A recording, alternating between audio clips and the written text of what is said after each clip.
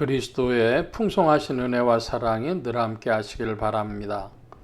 오늘 이 아침에는 열왕기하 제 15장 1절로 12절까지의 말씀, 생명의 삶 큐티 7월 23일자 말씀입니다.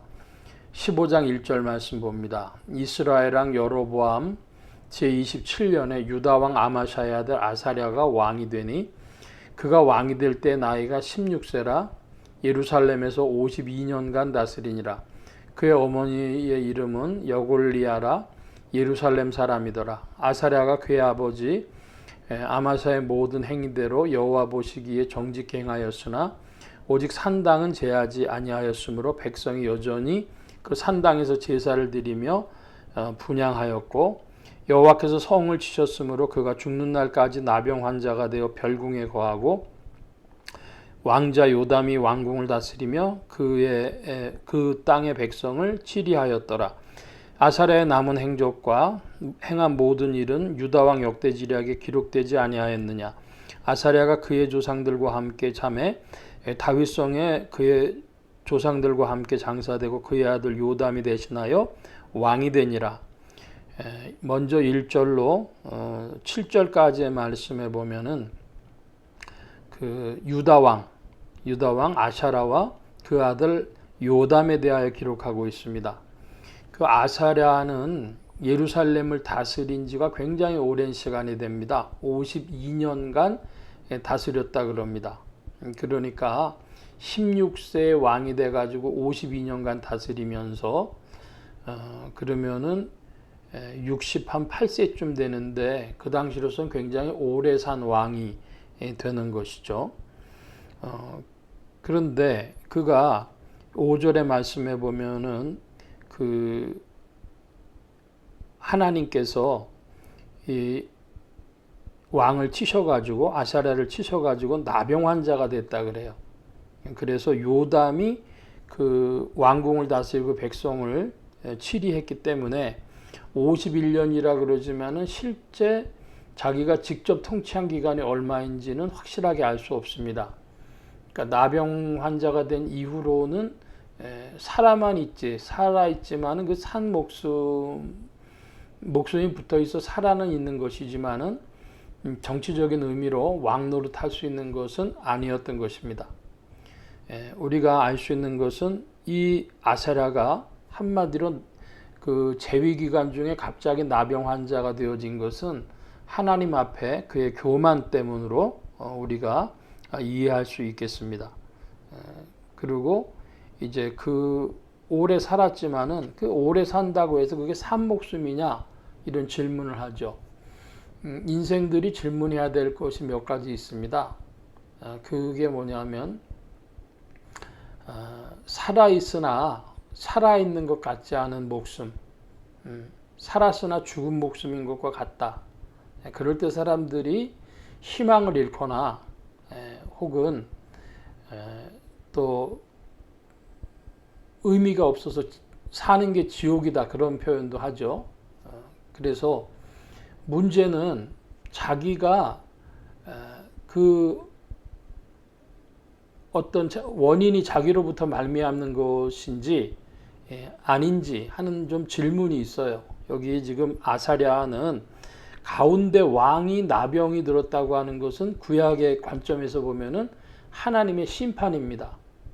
그러니까 살아서 하나님의 이런 심판을 당한 것이니까 굉장히 괴로운 인생인 것이죠.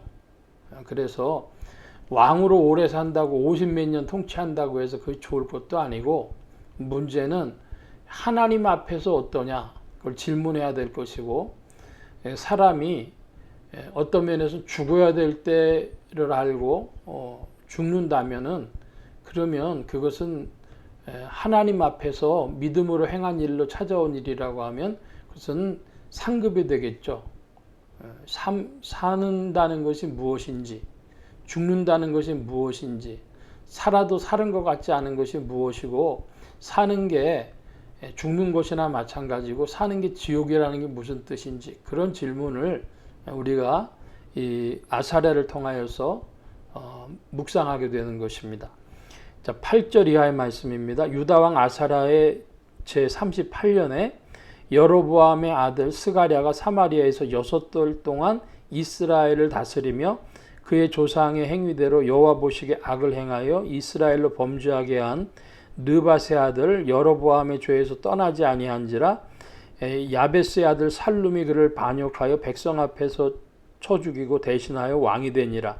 스가랴의 남은 사적은 이스라엘 왕 역대지략에 기록되니라.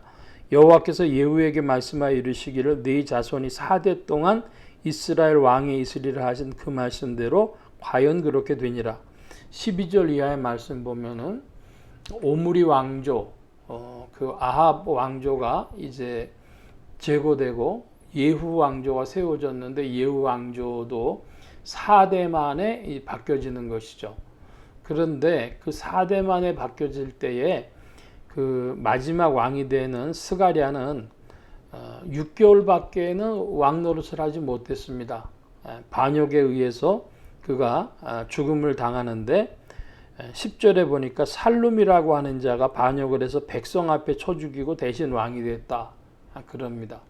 그러니까 이스라엘의 역사를 살펴보면 굉장히 그 무도한 이 백성 앞에서 왕을 쳐 죽였다고 하는 것은 폐역한 일이죠. 쿠데타를 일으키고 반역을 일으키는 일들 중에서도 뭐 물론 반역이라는 게 원래 폐역한 일이고 비참한 일이지만 그런 일들이 나타납니다. 우리 한민족의 역사를 보면 신라가 1000년 갔다 그러죠.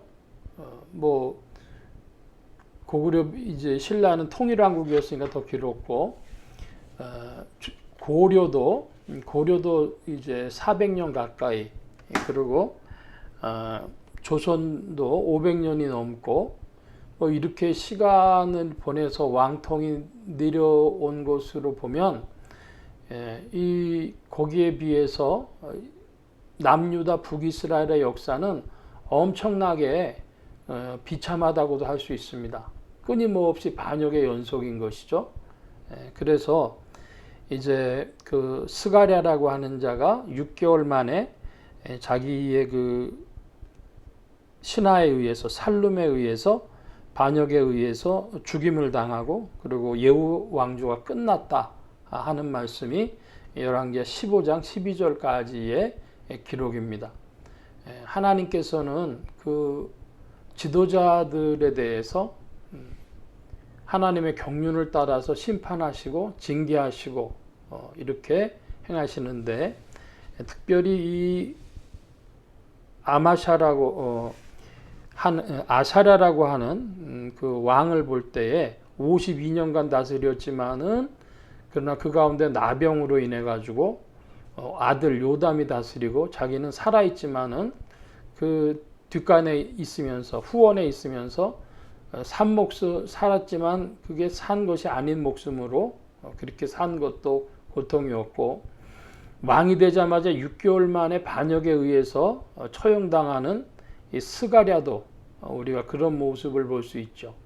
그래서 북이스라엘도 남유다도 처참한 그런 모습을 우리에게 보여주는데, 이것은 하나님의 징계에 나타납니다. 하나님은 끊임없이 인생들 가운데 당신의 경륜을 펼치십니다. 예후 왕조가 4대 가는 것, 뭐 그런 것이죠. 그 가운데 개인적으로도 우리가 질문할 내용이 있다. 오늘 우리는 어떤 역사의식을 가지고 있고 어떤 인생관과 가치관으로 오늘 나의 인생을 살아가고 있는가 하는 질문을 해보아야 되겠습니다. 그래서 마땅히 인생이 있어야 될 자리를 주여 우리에게 가르쳐 주옵시고 그 길을 살아갈 용기를 주옵시고 주께서 긍휼을 베풀어 주셔서 죄인들을 불쌍히 여겨 주시옵소서. 겸손하고 지혜로운 자들이 되어지기를 더욱 사모하시기를 축원합니다. 성령께서 도우실 줄 믿습니다. 기도합니다. 만복의 근원 되신 주님 함께해 주셔서 인생이 오래 살고 오래 권력을 누린다고 할지라도 그것이 아무것도 아니요, 또 어떤 인생들은 짧은 인생밖에는 짧은 권위밖에는 거둘 수 없는 것을 볼 때 하나님의 경륜을 기억하게 하시고 하나님 앞에 지혜와 또한 긍휼을 구하는 자들이 되어지도록 지도하시고 인도하여 주옵소서. 성령께서 오늘 우리의 삶 가운데 역사하여 주셔서 빛을 비추시며 지혜와 긍휼로 인도하여 주시기를 구하고 감사하며 의지하올 때 예수 그리스도의 이름으로 기도하옵나이다. 아멘.